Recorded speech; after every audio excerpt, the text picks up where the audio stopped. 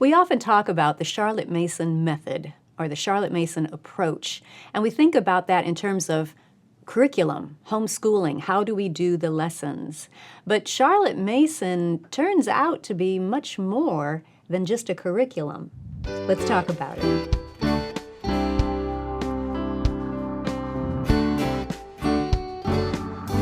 Welcome to the Simply Charlotte Mason podcast. I'm Sonia Shaver. Joining me today is my friend, Amber O'Neill Johnston. Amber, when we first started with Charlotte Mason, well, I'm speaking for myself, but I think your experience is the same. It was, how do I do homeschool?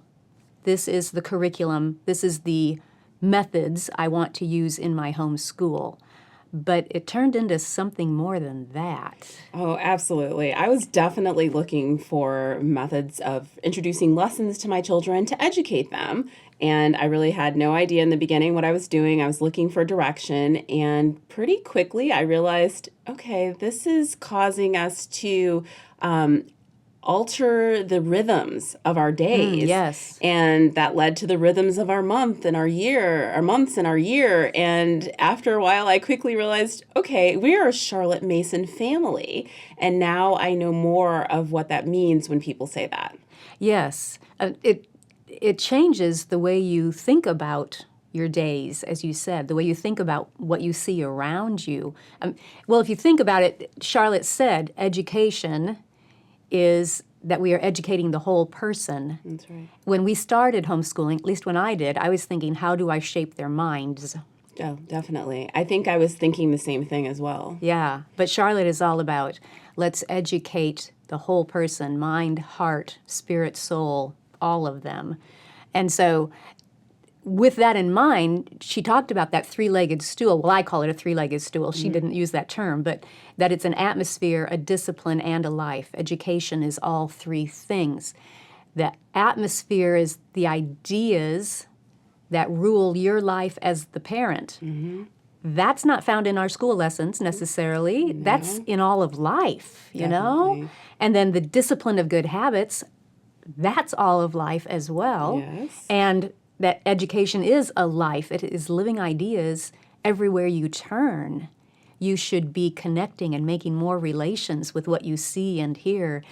So it's like she snuck up on us. It's true. I wasn't expecting those. And I always tell people, I think that that's an unexpected gift as part of using Charlotte Mason's practices for your schooling, for your education, for the lessons.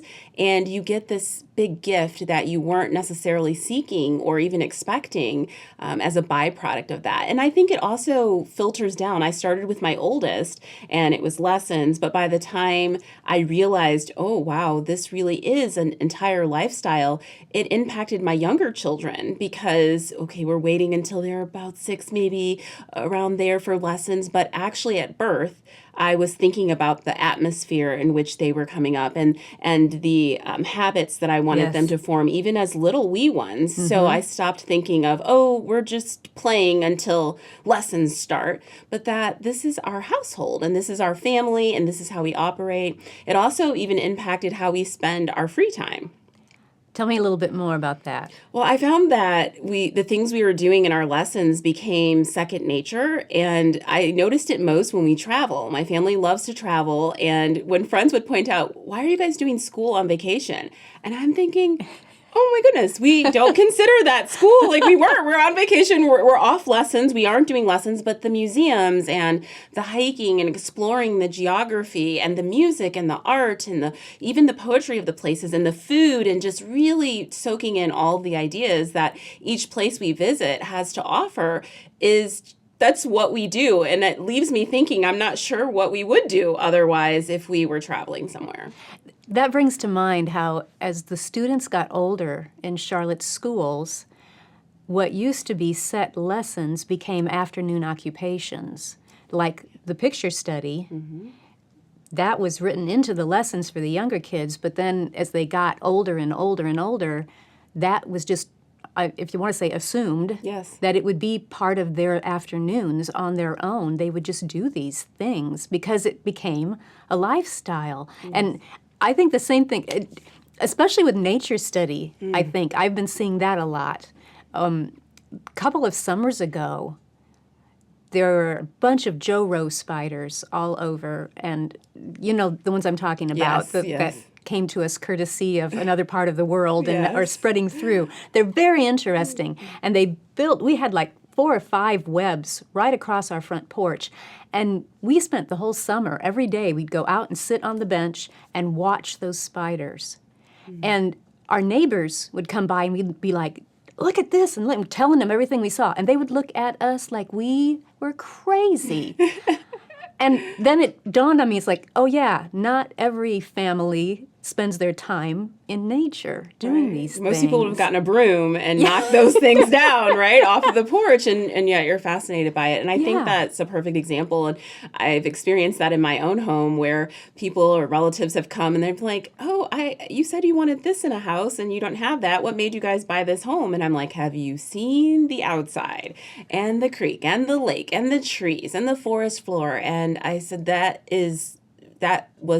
superseded what our expectations were for the inside, because we were just so happy to be able to look outside and see all the greenery, and for children to be able to spend their days, frolicking, if I may say, Yes. outdoors. And I think that is definitely a byproduct from a Charlotte Mason education for my family, because that's a vast departure from how my husband and I were raised. Well, and even friends of mine who get season tickets, or I don't even know what they're called, maybe it's a whole year, an annual ticket to the botanical gardens, just so they can go have picnics there on Sunday afternoons. definitely. And the kids are grown. They're out of school, but they still love to go gather as a family there. Or a season ticket, a yearly ticket to the museum, as you said, things like that. It is, like you said, it becomes part of your family culture. Definitely. Those annual memberships are things we ask grandparents for. So my kids have that type of relationship, even with the Atlanta History Center, which is a history museum. Most people are focused on the inside, but my kids will tell you it's the grounds that bring them there. The picnicking, knowing the trails and all the acres that the museum sits on, that has excited them since they were young children. And I think that what we're talking about brings a lot of hope and encouragement to families that are just getting started, because I feel that there is a risk that you'll look at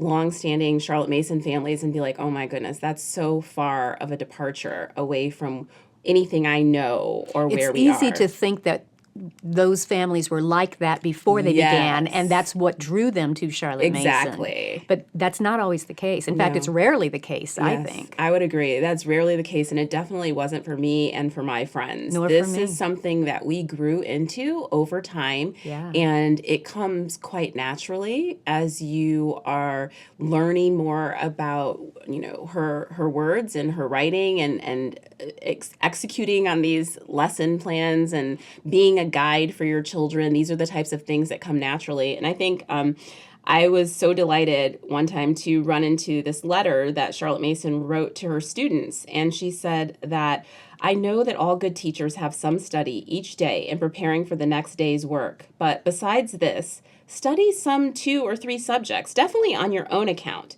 Do not think this is a selfish thing to do, because the advantage does not end with yourself. And she went on and said, every hour of definite study enriches your mind and increases your power, so that the more you study in your spare time, the more there is in you to bestow upon your pupils. And that just inspired me to no end, because I felt that longing to study on my own and to experience some of the things that I was being introduced to through my children's lessons, apart from being their teacher, their guide, but just on my own. Yeah. And I see that has grown more and more over time and over the years. And I find myself, even when I'm alone, doing things I never would have done before, reading things, experiencing things, visiting places that I had no interest in prior to this. Yeah, I've been doing that lately too, reading thick biographies of different people just for my own pleasure. It's like, I've got a stack of books to read for school that I'm reviewing and making sure about, but I just started one last night. I started James Earl Jones' autobiography. Oh, wow, yes. Fascinating, written with Penelope Niven, who wrote a fabulous book on Carl Sandburg as well. Oh, they're so good. But like you said, this is just for my own enrichment, my own relation building, Yes. and it becomes a part of life. It does. And I notice that the things that I'm learning on my own, the ideas that I get, I am always fascinated by how often they connect back to things that my children are reading or learning or experiencing. And I can add a little something to that, like, oh, this is the same person who da da da da da, or during that time, did you know da da da da? And Yeah. I always stood in awe when I would hear other moms doing things like that, because I'm like, how the heck did she know that? I would have never known that about that person. How did she plan to have that little tidbit in place? Exactly. Yeah. And I'm like, okay, so these things are related, and living ideas are connected without much effort from our end. Yeah. And that's where almost the living ideas and the atmosphere and the discipline all meet, because you make it your habit to continually feed your own mind and heart. And that affects the ideas that are ruling your mind and heart, but it also gives you more living ideas to share with your kids. And it's like, it all just comes together. It does. You start getting excited about it, and then that excitement is what others see around that are around you, and it can become infectious. I know Charlotte encouraged parents to learn on their own, as you said in that quote, but she also had some specific categories that she encouraged parents to learn, right? Definitely. In her mother's education course, she talked about divinity. And so for us, that would be our religious studies of our faith. Physiology and health was a category, mental and moral education, and then nature lore and science, and in these directions, which when you think about it, it almost covers everything. Yeah. Lots of different areas in which a mother was encouraged to learn and grow. Why do you think she recommended having 2 or 3 subjects on the side? That's such a good question. I think that this idea of spreading a feast, when we think of this feast, we always think of our children. But if we are guides in their education and we're coming alongside them, it would make sense for us also to be fed from a wider breadth of ideas. And just as the Holy Spirit speaks to our children and sends them in a direction, I think her expectation was, as whole people, we as adults also would experience that same those same urges and feelings and direction. And just from a practical standpoint, sometimes I feel like reading this one and not that one. I mean, Yes, it kind of, it's just definitely it. goes with what kind of day I just went through, you know? Or that anecdote where it talks about, if a woman, she had a stiff story, Yes. a stiff book, and an easier one, and so on, and kind of having that, no matter what the mood you have, no matter what your mood, there's something on your nightstand that you're interested in that night. And Charlotte was an example of that, because she would have that stiff classic going, but she would also have her favorite novels that she cycled through at night. And on the side, she would read the Punch magazine, Yes. which was, it was humor Yes. and stuff like that. Great so- diversity in her reading life. And I loved also that she had her readings was spread throughout the day. There were different Yes. times of the day. And though she wasn't a mother, I can really relate to that, because I don't have long blocks of time to just sit and delve into all these different books for a big chunk of my day. But I can grab at those smaller pieces in the morning, maybe during lunch, a little bit in the afternoon, a little before bed. And it reminds me that that's not a second-rate plan, but that's actually the way she did it as well. Yeah, yeah. So let me ask this. For someone who is just new to Charlotte Mason, we started out giving hope, but I think we might have gotten into the more advanced, of, yes, we learn this with our kids and we create a lifestyle with our kids as we learn how to do these different types of methods. Definitely. But then the reading more on your own, do you see that as it must happen all at once? If you're going to do Charlotte Mason, you must do the picture study, the music study, the nature study, the poetry, the handcrafts, and then you should also have 3 books that are going on the side for yourself. Let's just reassure the ones who are new to Charlotte Mason, shall we? Definitely not like that. It also depends on your season of life. Yes. So a lot of the things that I'm talking about, this is over a decade in. I don't have babies to feed. I'm not up changing diapers. I'm getting a good night's sleep every night. And so what my involvement or growth looks like today is much different than it was when I had a house full of little ones. And I think that it wasn't something that I had to try to do. There was no straining involved. This is something that through day after day of learning alongside my children came naturally and painlessly over time. That's a great way to put it. Yes, yes. How old is your youngest now? He's 8. Okay. Yep. Yeah. And you've got teenager. Yep, I have a 14-year-old, 14, 12, 10, and 8. And so I'm at that point now. My 8-year-old's still a little guy, but he has these older siblings around to help them. But I received a lot of mind space and clarity once I was not nursing and didn't have little ones and was sleeping all night. I think I can't overestimate, or overstate how important that was for me. Yeah. But there were times, I can look back and at that moment I thought, I'm not learning anything. This is not a lifestyle for me. I'm just trying to survive. But even then I can look back now and say, oh yes, it was. Because I was outside in nature with my children. When they were looking at pictures, beautiful art, I was gazing at that same art. When they were listening to composers, my ears were hearing the same things. And in that moment, I was growing.